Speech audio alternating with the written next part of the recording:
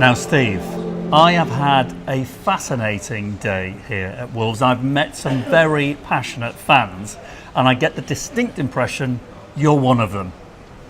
Yeah, I think that's a fair description. Have you got a big collection of football memorabilia? Yeah, I have got a very big collection, yeah. Particularly Wolves? Wolves and England, but mainly Wolves. Okay. And mainly match-worn shirts. Right, okay, so this is your specialist area. Yeah, that's my specialist area, yeah. Now, it's in pretty good order. I can tell it's from Wolves. Yep. What are we looking at? What kind of date?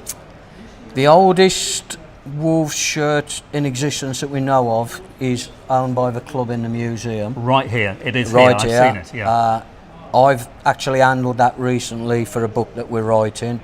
So we've had it out of the display cabinet. I've got high resolution photographs, and the stitching is identical on this one to 1908. Hang on a minute, so you're telling me that this is a genuine 1908 or earlier? We believe, and the top experts in the country believe, that this is 1908.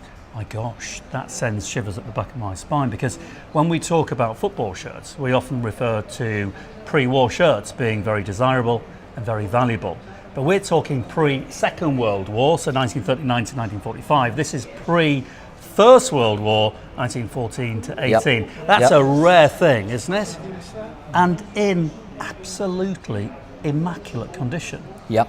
How did you come about it? I had a message from a chap in Australia off Facebook who'd been put in touch with me because I'm a collection. He owns a bric-a-brac store in Alberta. He does house clearances. In Alberta, Canada? In Alberta, Canada. The family had died a couple of years earlier. There were no relatives, so he was paid to clear out the house.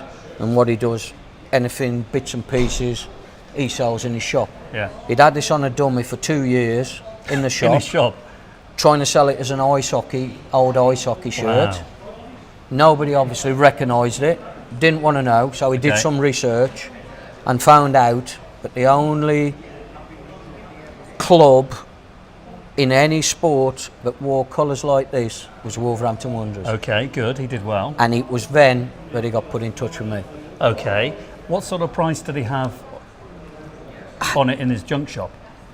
I haven't got a clue, but when I tell you what I paid for it... Are you going to tell me what you paid for which it? I might tell you. Are you going to tell us? Do we want to know how much he paid for it? We do. Well, I'll tell you that the true story, when he sent me the pictures, and you've said it, it looked in too good condition to be true. So I basically sent him an email back and said, send me the shirt over, I'll take it to the experts, all right. I'll have it authenticated, valuation, whatever valuation is, I will offer you that. I would love that shirt. Right. And he said, can't you just make me an offer now? He wants the money, Steve. And I paid £300 for it. £300? Yeah. Does that sound like quite a lot? It does sound like quite a lot, doesn't it? I mean, £300. That was the most I was willing to gamble on me being wrong. What do you think it's worth, ladies?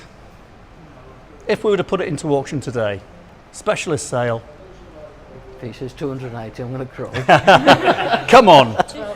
250, 1200. Oh, I think we might have a sale here, Steve. Okay, so we've got 250, 1200 chaps.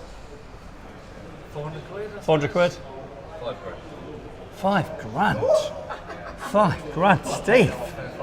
My gosh, has he been at the bar or something?